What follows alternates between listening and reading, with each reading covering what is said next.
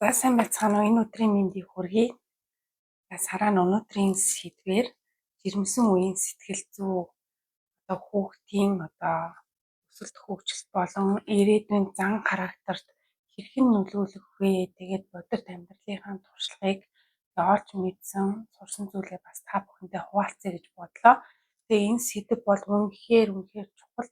Та жирэмсэн байгаа үедээ энийг сонсож байгаа бол үнэхээр баярлмаар таны өмнөөс тэр үед би энийг яг ингэж ойлгож ухаарахгүй яавда хүмүүс ингэж хэлээл байдаг хэрнээ би юусоо ойлгохгүй ингээл жоохон зөрүүдлээд ч юм уу тухайн үед утга учирыг ойлгохгүй ингээ амьдралдаа хэрэгжүүлж чадаагүй. Тэгээд санаандгүй байдлаар бас тэр нь бас жирэмсэн үедээ бас зөв сэтгэл зүйтэй байж нэг хүүхэд маань бол илүү өөр сэтгэл зүйтэй төрсөн. Тэгэхээр би юу гэж хэлэх гээд байна гэхээр хүн ерөөсөө ихэнх хөвлөд 2-9 нийлсэн цагаас хойш ухамсар нь буюу энэ далд ухамсар нь өгөгдлөө цуглуулж эхэлдэг юм байна. Тэгээд тэр үед цугларсан мэдээллийн дагуу хүүхэд гарч ирэхдээ тийм автомат үйлдэлүүдийг хийдэг штэ. Хоолоо олж идэж чадчихээн, инээж чадчихээн, уйлж чадчихээн маш олон чадруудыг эзэмшсэн гарч ирдэг. Нэг талаасаа удмын генээс өгөгдсөн мэдээллүүд байдаг. Нөгөө талаасаа ихэнх хөвлөд байхасаа эхлээд орчныхон хэлбэлцэл, долгион, энерги, мэдрэмжээс бүгднгээс ингээд уралцаж түүгээрээ өөрийнхөө ухамсарыг бүтүүлж идэм байна л да. Тэгэхээр энэ ухамсараар бол хүүхдүүдийн ирээдүйд бол бараг 60-70%, бараг л 80-90% нөлөөлөх үед тийм ухамсар бий болж байдаг. Ялангуяа 3 хүртэлх нас хүртэл байнга ингэж цуглуулагч энергитэй байдаг. Учир нь гэх юм бол хүн ингээд сүнсэн биеэрээ хүний биед ороод хүрэхдээ бүх ой дурсамж, бүх ухамсараа цэвэрлүүлээд зөвхөн гений мэдээлэл буюу удмын мэдээлэлтэйгээ төрдөг. Тэгээд удмын мэдээлэлтэйгээ төрсний дараа орчин тойрноосоо буюу эцэг их аав ээжээсээ эмээ өвгөөсөө ингээд орчин тойрноосоо шинэ мэдээллүүдийг нэмж энэ хоёрыг нийлүүлээд хүүхдийн зан характер, амьдралд хандлага нь бий болдог юм байна л да. Тэгсэн чинь би яасан бэ гэхээр жирэмсэн үед сэтгэл зүй нэлийн эмзэг болчдөг. Яагаад эмзэг болчдөг вэ гэхээр ялгарчдаг. Хүүхдийн энерги өөрөө ингээд ихэн энергитэй холилдоод тэнгуут нөгөө эмзэг болоод шин зүйлүүд буюу альва зүйлүүдийг ингээд хүлээж авахд нэлээд мэдрэг болчдөг. Тэгэхээр хин нэгэн гомдоох ч юм уу таагүй зүйл хийх, таалагдахгүй зүйл байх болгонд ингээд гомдоо, шаналаад, уйлаад байдаг. Ийм мэдрэмтгий үе байдаг. Тэгээ энээсээ болоод ингээд өөрийнхөө сэтгэл зүйг маш их тавгүй, ууртай, уцаартай, уйланхаа тийм байдалтай байлгасан. Тэгсэн чинь юу болсон бэ гэхээр миний хүүхэд тухайн жирэмсэн үед би ямархуу байсан, жирэмснээс хойш төрөөд 3 нас хүртэл манай гэрийн уур амьсгал ямар байсан, миний сэтгэл зүй ямар байсан гэмтээ адилхан зан характерыг ингээд өглөөд хүлээж аваад тэр хүүхдийн зан характер бий болсон байна. Жишээлбэл жирэмсэн үедээ ингээд жоохон ингээд зөрүүд зан гаргана шүү дээ. Ингээд тухайн зүйлийг зөв гэдгийг мэдсээр ээжж зөрүүдлээд ингээд бурууг нь хийдэг ч юм уу. Өөрийнхөө зөв гэдгийг батлах гэж оролдож маш их зөрүүдэлдэг байсан бол тэр үед төрсэн хүүхэд маань маш зөрүүд болж төрөх жишээний. Би бол 4 хүүхэдтэй 3 удаа жирэмслээд тэгээд 2 нь болохоор ихэр учраас ингээд 4 хүүхэдтэй болсон. Тэгээд манай том хүүхэд бол ер нь бол нэгэн дарууган, дуугай. Ер нь бол өөрөө тийм хүүхэд тухайн үед би анхны жирэмслэлээс учраас би юугаач мэдэхгүй хямглан байсан. Тэгээ ер нь жоохон бас гомдомтгой, их дотгошоо байсан. Яг тэр үеийн сэтгэл зүйг маань том охин маань өглөөд аваад төрчихөж байгаа. Тэгээд голын эхрүүд дээр болохоор миний сэтгэл зүй бол маш хэцүү байсан.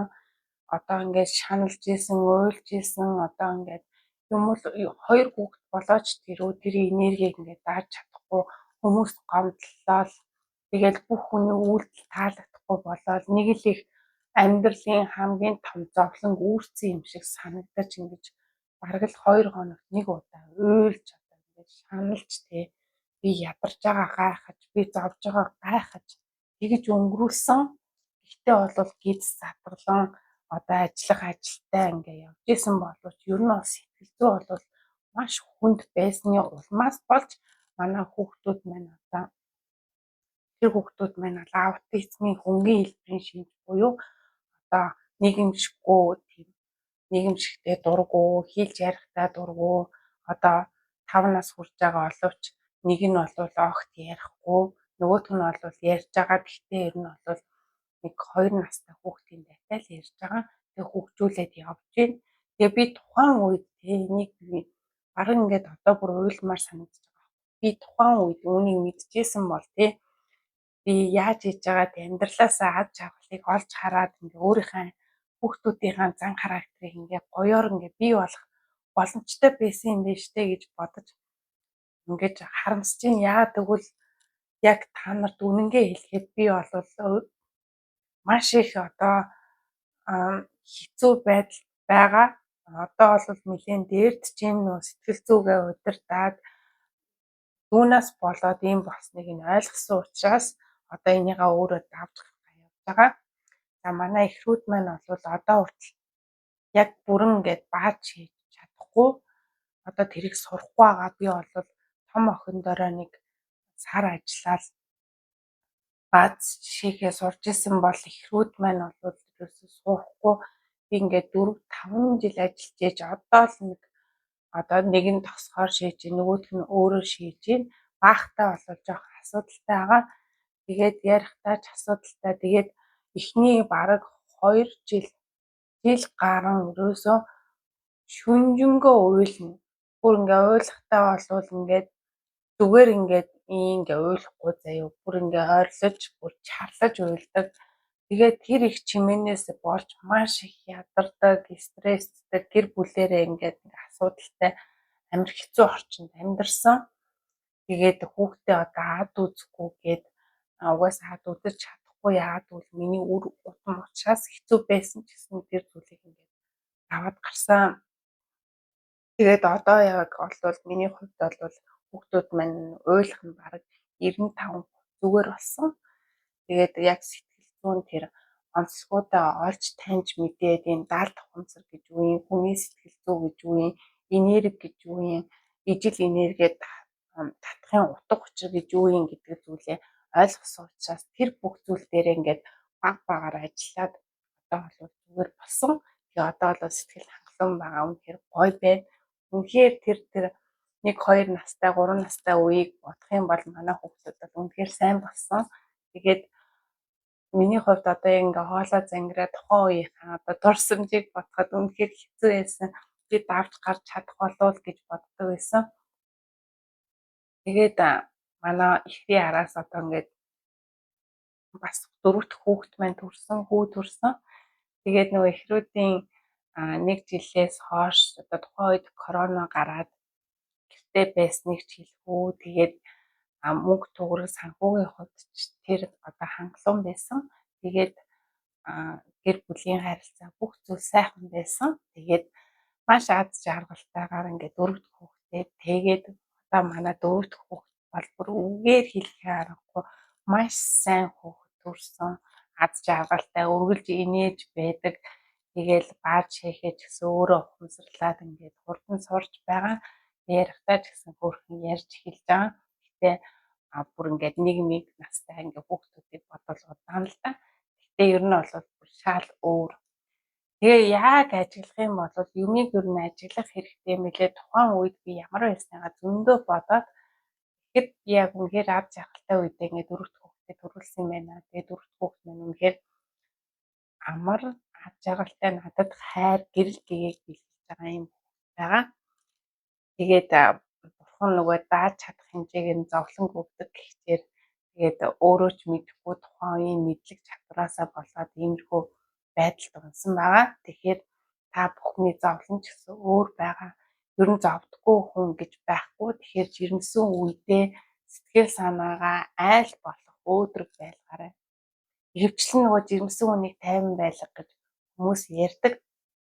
Гэхдээ Хүмүүс тайван байлгахыг хичээсээр байтал тухайн хүн өөрөө шаналаад өөрийгөө зовоогоод байх тохиолдол байдаг. Ер нь бол ихэнх нь тэгдэг. Би ч бас тэгжсэн. Хүмүүс намайг аль болох тайван байлгахыг хичээж байхад л би өөрөө ингэж тухайн үед ингээд би өөрөө үнэхээр хэцүү байна. Би шаналж байна, би хэцүү байна гэсэн мэдрэмжтэй байгаадсан учраас ингээ хүүхдүүд маань тийм сэтгэл зүйтэй төрсэн байна. Тэгэхээр энийг маш гоёор ингээд чухалчилж авч үзээд амьдралтаа хэрэгжүүлээсэй гэж хүсэж байна. Тэгэхээр таны хүүхдүүд маань дараа нь төрсний дараа танд өөрт чинь амар дээрээс нь аз жаргалтай гоё амьдрах боломжтой шүү гэж хэлмээр байна. Тэгээд одоо жирэмсэн хүмүүс маань энэ бичлэгийг сонсож байгаа учраас тэгээд бас ойр орчинд нь бас жирэмсэн хүн байдаг болол энийг бас хэлж өгөөрэй. Дээрээс нь энэ бичлэгийг бас үзүүлээрэй.